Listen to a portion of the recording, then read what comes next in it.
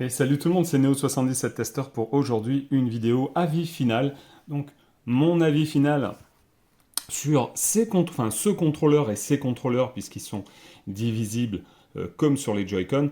Vous l'aurez vu lors de ma vidéo review de ces contrôleurs de chez Nixie qui sont très très bien avec comme tous les contrôleurs, comme toutes les manettes de chaque marque, que ce soit les contrôleurs officiels de chez Nintendo, c'est-à-dire les Joy-Con, la manette Pro, ou comme d'autres que j'ai pu voir de chez Ori, et qui en fin de compte, je me suis dit, ben, je suis très très content d'avoir eu ces contrôleurs Nixie à la place de Ori, parce ils ont beau être très bien, ils ont beau être super classe parce qu'ils ont plein de couleurs, à l'effigie de Mario, etc., etc., etc.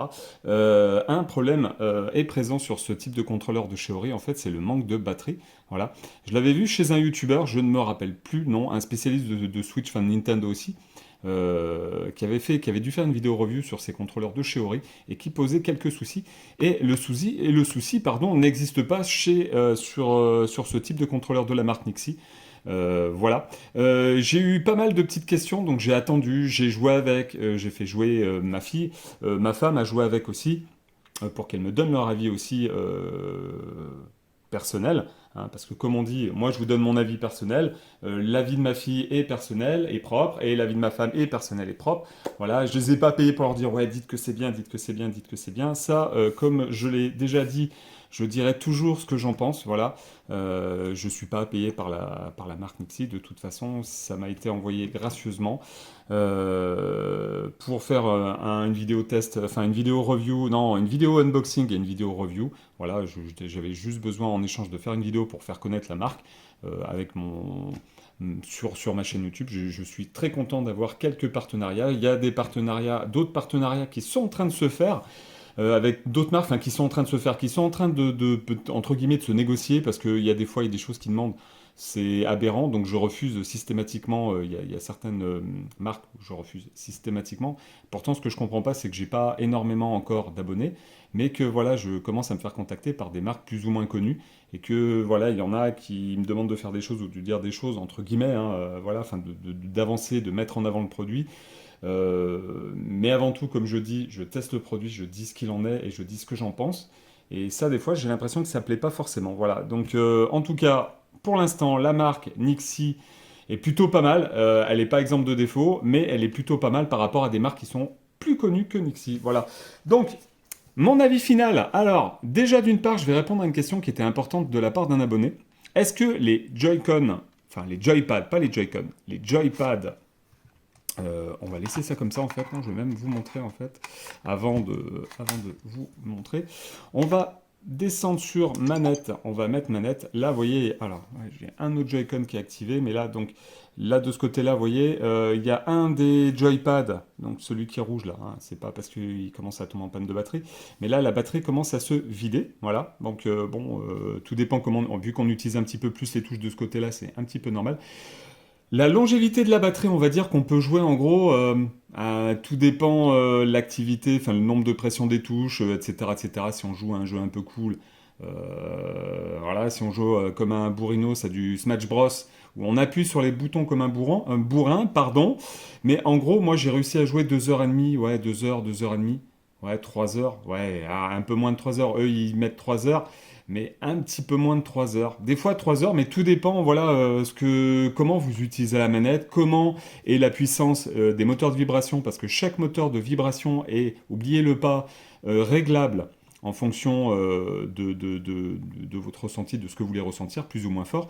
Ceux-là sont vachement mieux, ils sont pas ultra forts, mais ils sont mieux, on ressent mieux la manette en main, ils sont plus précis. Les moteurs de vibration, les vibrations sont aussi presque précis que les Joy-Con d'origine de la Switch, voilà.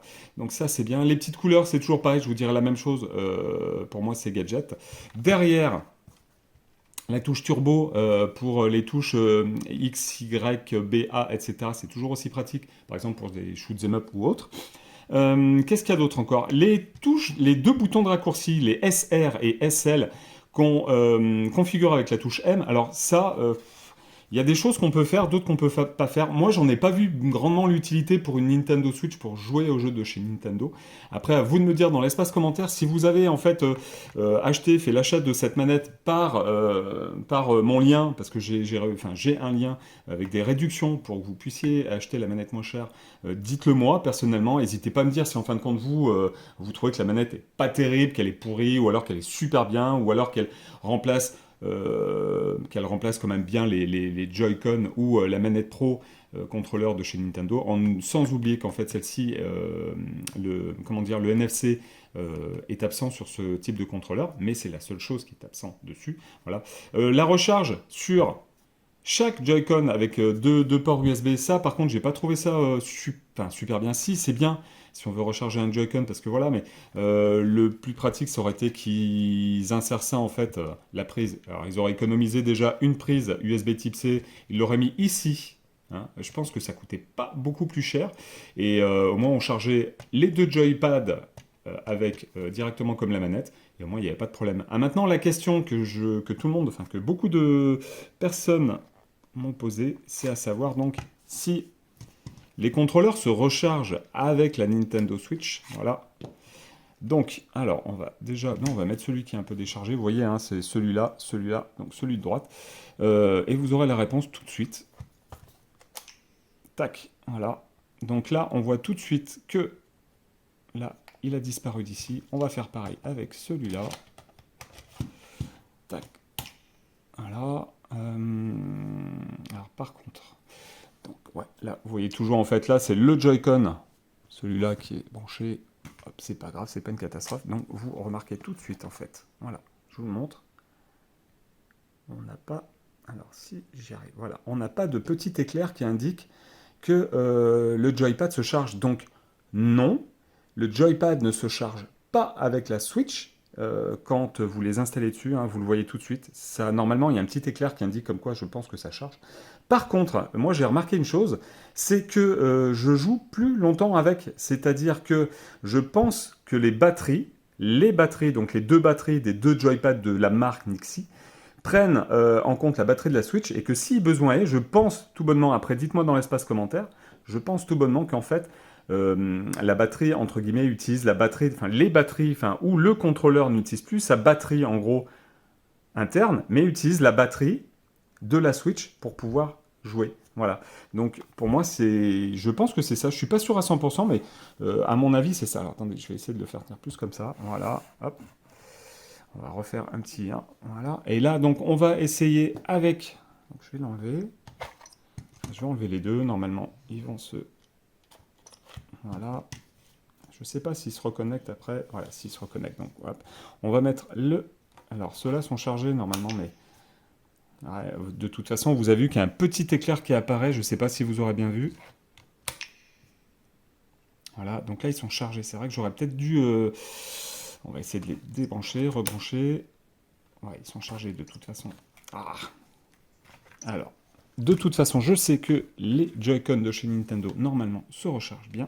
Mais là, comme vous le remarquerez, on va refaire un petit coup. Tac, vous voyez.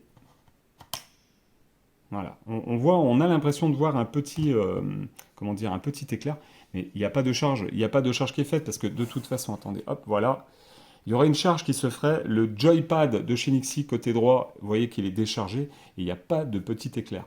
Donc, pour la question, est-ce que les Joypads se rechargent avec la Nintendo Switch? La réponse est tout bonnement non. Par contre, après, les Joypads utilisent, je pense, pour pas, comment dire, ou alors ils utilisent un petit peu la batterie de chaque Joypad pour éviter d'user la batterie de la Switch. Mais à mon avis, je pense que c'est tout en un, c'est-à-dire que dès qu'on les branche, à mon avis, il y a quand même une partie qui est utilisée avec la batterie de la Switch, c'est-à-dire que les Joypads, je pense qu'ils utilisent la batterie de la Switch. Alors, après, des tests à refaire, mais en tout cas, j'ai joué, on va dire, 2h30, 3h pour faire les essais, les tests, etc. Je trouve que déjà 3 heures, c'est plutôt pas mal quand vous jouez 3 heures à la Switch, c'est plutôt pas mal.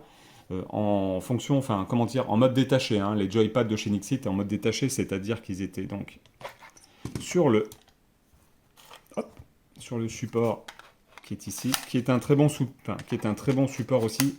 Aussi, le seul regret que j'ai, donc, comme je l'avais notifié la dernière fois, c'est que l'embase, la base du milieu, est trop large. Ils auraient pu faire un effort à la faire vachement plus petite, plus fine, ça aurait été un peu mieux. Là, on a vraiment l'impression d'avoir un gros pavé dans les mains, qui est très bien, hein, parce qu'avec les retours comme ça, on a vraiment la manette, vraiment, on la sent vraiment bien dans les mains. Mais pour moi, ça me pose quand même un petit peu souci. J'ai l'impression d'avoir un gros pavé, ouais, que mes bras sont un peu écartés, je sais pas, c'est un peu bizarre. Après, donc au niveau de la précision des joysticks, j'en reviens encore là-dessus. Ça n'a rien à voir avec la première manette de chez Nixie que j'ai eue. Ils sont vachement plus précis. Il y a pas photo. Ils sont très souples, mais assez durs quand même, donc ça c'est bien. Au niveau de la croix directionnelle, je le répète lors de la dernière vidéo review pour ce contrôleur-là, très bien aussi. Les touches, je trouve que pour les touches X, Y, A et B, comment vous dire, il y a une course un petit peu trop longue. Il y a une course un petit peu trop longue, c'est bizarre, mais il faut vraiment appuyer dessus. Il y a une course, enfin, l'épaisseur des touches, regardez bien, vous voyez, on voit un petit peu une épaisseur des. Et quand on appuie dessus, je vais essayer de faire le focus pour bien vous montrer. Ça va être compliqué. Hop, hop, hop, ouais, comme ça, comme ça. Voilà. Regardez bien. Voilà, là on valide. On revient. Alors là, hop, c'est sûr que là, il va falloir que je fasse.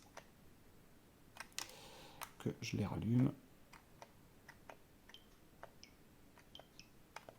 Voilà. Mais là, c'est vraiment bizarre en fait, hein. Mais l'épaisseur donc des touches, on va appuyer sur B. Regardez bien. Il faut vraiment une grande course, peut-être une trop grande course. C'est moins. Hop, on va comparer ça au Joy-Con original de Nintendo. Vous voyez, ils sont moins épais. Et il y a vraiment le petit clic. C'est vraiment tout de suite. C'est vraiment tout de suite de chez tout de suite. Là, il y a vraiment une course. Donc, pour les jeux où il faut être super rapide pour appuyer une touche, c'est peut-être pas le meilleur contrôleur dans ces cas-là. Après, donc, comme je le disais une fois, pour jouer à ce qui est, entre guillemets, ma fille joue avec à Animal Crossing. Ma fille joue avec moi à Mario Striker Battle League Football, elle s'est mis.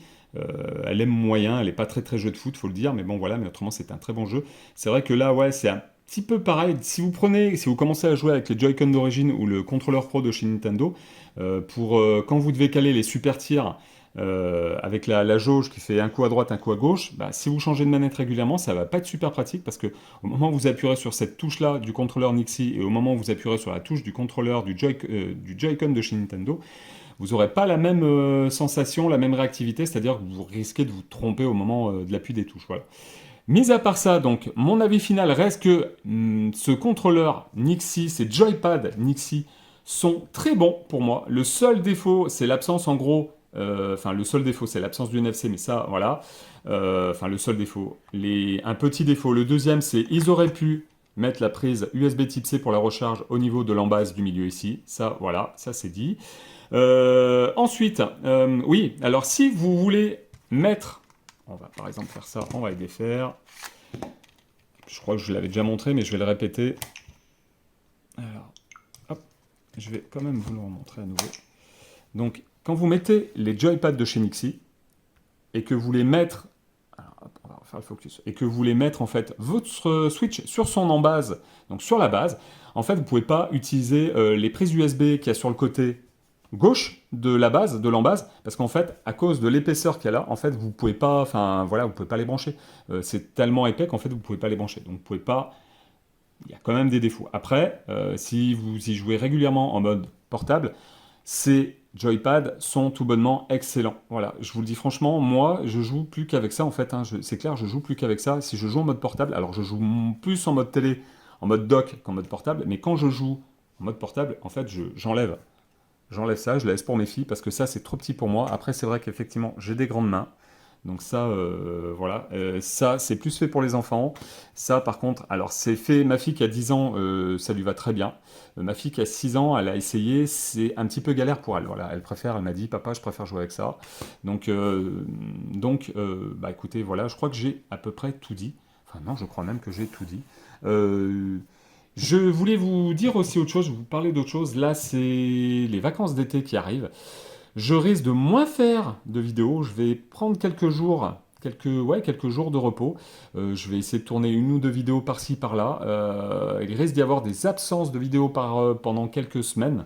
Enfin, quelques semaines, alors pas des mois, hein, mais quelques semaines, pour profiter un petit peu de la famille, de mes filles, des vacances, avec la famille, comme qui dirait. Donc, il y aura moins de vidéos. J'ai pas eu le temps de tourner tant de vidéos que ça, donc il peut y avoir une ou deux vidéos qui vont tomber comme ça pendant le mois de juillet.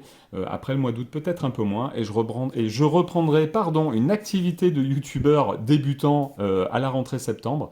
Donc d'ici là, j'espère que vous ne m'abandonnerez pas, j'espère que vous resterez abonnés, j'espère que vous continuerez à regarder mes vidéos, j'espère qu'elles vous font plaisir. J'essaye aussi de mettre en place donc autre chose, c'est-à-dire je mets un petit peu de sous de côté pour essayer de voir, pour acheter. Donc je suis toujours sur la recherche d'une bonne carte d'acquisition pour faire du stream et vous présenter d'autres vidéos de jeux, enfin d'autres vidéos, ouais, de jeux vidéo, que ça soit sur Nintendo Switch, Xbox ou PlayStation. Toutes consoles confondues, voilà, je crois que j'ai tout dit. Donc j'espère que cette vidéo, avis final sur les joypads de chez Nixie, vous aura fait plaisir. Je vous dis à la prochaine, très très bientôt pour une nouvelle vidéo, hein, unboxing, déballage, back to the past rétro, avis final, les perles du net, achat pour la collection, etc. etc. J'essaie de trouver d'autres idées pour que ça puisse intéresser pardon, le plus grand nombre de personnes et de gens. J'espère, oui, j'ai deux, trois idées qui me trottent dans la tête, qui vont peut-être être plus ou moins compliquées à mettre en place, mais je vais essayer de le faire. Bientôt, je pense que je vous ferai, comment dire, une présentation de ma personne, entre guillemets, pour que, voilà, j'aime pas trop me montrer d'habitude, mais je pense que pour se faire connaître, il faut se montrer un petit peu. Donc, j'ai réfléchi encore, mais je pense que peut-être d'ici la rentrée septembre, je vous ferai, comment dirais-je, vous ferez la présentation de ma personne. Voilà. Et puis voilà. Donc, je vous remercie encore pour tous les abonnés qui me suivent et qui me lâchent les pouces. Je vous remercie, même si on n'a pas des centaines et des centaines. Je vous dis à la prochaine pour une nouvelle vidéo. Abonnez-vous si vous n'êtes pas abonné. Lâchez le petit pouce qui va bien et surtout partagez sur vos réseaux sociaux. Voilà. Je vous dis merci. Salut. Salut.